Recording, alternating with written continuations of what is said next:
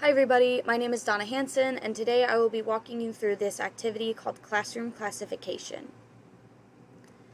This activity is based off of Standard 2-PS1-1, which states that students will be able to plan and conduct an investigation to describe and classify different kinds of materials by their observable properties.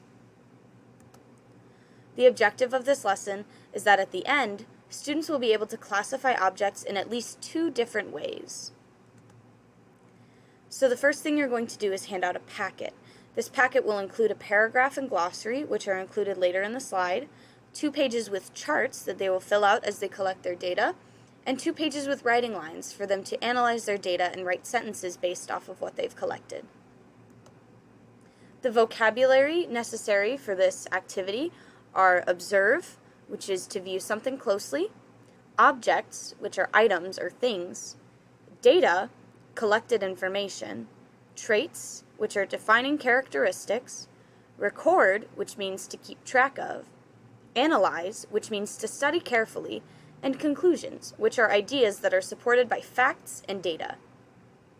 These are all important words that they're going to use as they learn how to, sort things, figure out how to track and record data, and how to create sentences and create conclusions based off of data they've already collected. So the first part of this activity is something that I like to call what's in the cards. So you're going to have a deck of playing cards, and whether you do this underneath a projector and it's projected up onto a big screen for them to see, or you just do it, where they're all sitting close enough to be able to see what you are doing. You have a deck of playing cards, and you tell your students that you have to sort them. You ask them for suggestions on how to sort them, such as color, number, suit. But what's really important here is that you are showing the students an example of what sorting is, so they can, understand what is being asked of them in the future. And you're also asking them to provide you with different traits that you can sort your cards by. This way they are, actively thinking about different ways things can be classified or different traits that you can identify in objects. So next up is the paragraph reading. So the first time you read this paragraph, I suggest that you read it out loud to the students and have them follow along with their own copy in their packet. I also think it's important that you include a glossary that goes over all of the vocabulary terms so that students aren't lost or confused when they come across these terms, and that they can understand the sentences with these words in context. So when you read this, make sure you're reading slowly enough that all of your students can follow along, especially those who are reading disabled or who are English language learners. You want them to be able to understand and comprehend what you are reading to them. So if you read this, there are many different kinds of scientists. Chemists, doctors, researchers, and astronomers are all examples of types of scientists. They're not going to get it. It's important when you read out loud to your students and you expect them to follow along that you use a specific cadence that allows them to follow along. You don't move too quickly. You don't speak without clarity. So if I were to read this, there are many different types of scientists. Chemists, doctors, researchers, and astronomers are examples of different types of scientists. They each specialize in their own fields, but one thing they all do is observe. Now, I think it's important when you get to these bolded words that you provide your own definition. You don't want to give them the exact same definition they have in the glossary, but you do want to clarify these new words so that they understand them more. Yes, they are able to look at the glossary and they are able to put that definition and, put it into context. But if a student maybe doesn't understand some of the words that are used in your definition, or, maybe they don't read very well and they would, benefit from hearing out loud an explanation of the word, a definition. Regardless of why you provide the definition in your own words, I think it's very important to do so. So after the paragraph reading, you're going to split your students into pairs and have them discuss these prompts. So first you're going to have them discuss what are some traits that they see in their partner. So you're going to have them look at each other and, identify some traits. And these are hair color and eye color and shirt color and what type of pants they're wearing and their shoe size. So you want them to start identifying traits they see in their partner. So this conversation would look like, oh, you've got blonde hair. Oh, well, you've got brown hair. Well, look at that. They're already talking about traits between them and their partner that are different.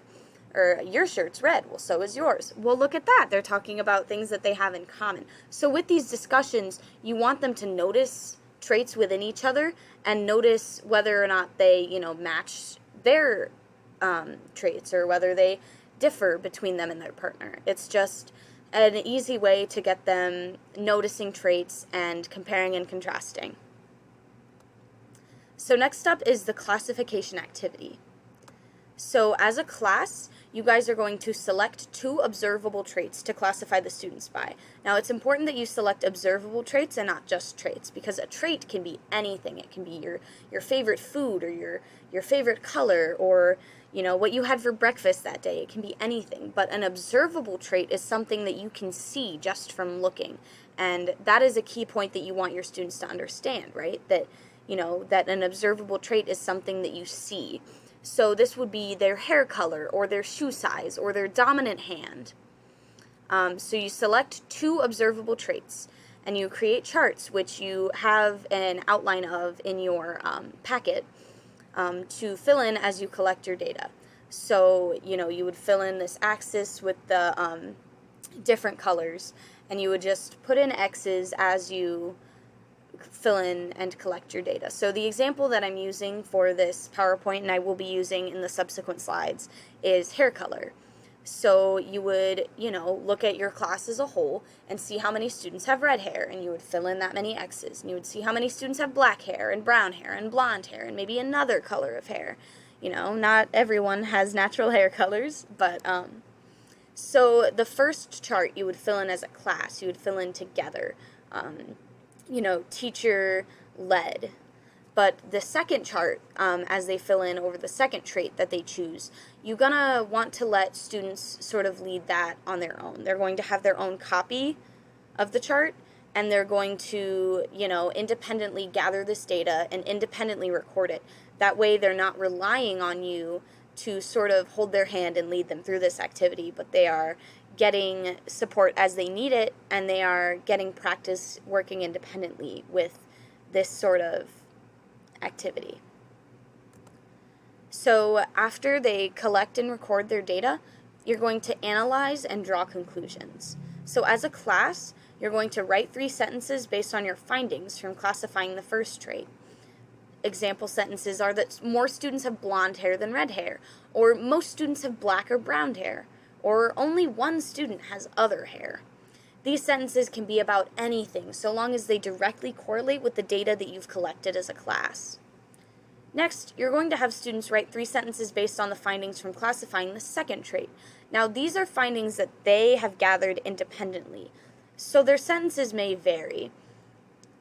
And you want them to use creativity as they create their sentences, as they draft their sentences, but it's important that what they write is accurate to the data they've collected. Now, they may have experienced an error in collecting their data. For example, they may have miscounted how many students are wearing red shirts, or they may have, accidentally put 8 in one category and 6 in another. But you don't want to punish them, when grading their sentences if it's inaccurate to the actual, the actual traits amongst the class, as long as it fits with the data they have recorded, as long as it is correlating to the chart that they have filled out with the data they have collected and recorded. So I guess as long as what they are saying in their sentences matches what they have collected in their charts, go ahead and give it to them, because you don't want to be a stickler, grading them on the wrong thing here. What we're assessing is their understanding, not necessarily their correctness. So next you're going to reread that paragraph together as a class. And this time I suggest that you read it out loud, but you also have them read it out loud with you. That way they are internalizing the message that they're reading in the sentence, and it gives them a better comprehension of what they've just read. After you reread the paragraph together as a class, you're going to ask them these questions. First, ask them what scientists do when they observe. This is really just, having your students break down the concept of observation and what that is. Next, you're going to ask them what they do with the data they record. So, they've collected data, they've recorded it, where do they go next? And you're going to want your students to answer something along the lines of, analyze the data, draw conclusions, figure out what to do with the data. Next, you're going to ask the students, did we observe, record, analyze, and draw conclusions? So what does that make us? Well, gosh darn it, that makes us scientists, because we just read a paragraph 2 times about the fact that scientists observe, and they record, and they analyze, and they draw conclusions. Well, we just did all of that, so that makes us scientists. Finally, the assessment tool is use of charts. You're going to want to see if they, sort of understand how the chart works to record the data. You're going to want to grade them on the accuracy of their sentences, but again, it's less important that they are accurate to what is necessarily true, let me just restart that sentence. It is less important that they are accurate to what is necessarily true rather than their accuracy to the data they recorded. So you're going to want to focus on their accuracy to the data they recorded and not necessarily what is true and what is, Finally, you're going to want to assess them on correct use of glossary words. Hopefully, they will use glossary words in their discussion and their, partner talks, and really, as often as possible, you want them to be using these new words. All right, and that is it for this activity. Thank you so much for watching, and I hope that this activity can be beneficial in your future classroom.